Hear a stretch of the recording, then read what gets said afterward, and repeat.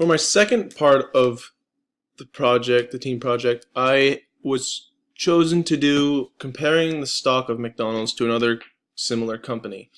I decided to compare it to Wendy's because it's also a fast food restaurant.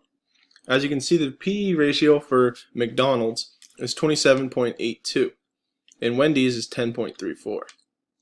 The stock price is $211.74 per stock, and in Wendy's is $20.69 per stock. As you can see, McDonald's stock is a lot higher than Wendy's, and the earnings per share is also a lot higher at $7.61 versus Wendy's is $2.009.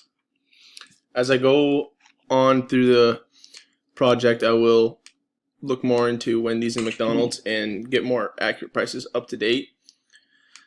Thank you.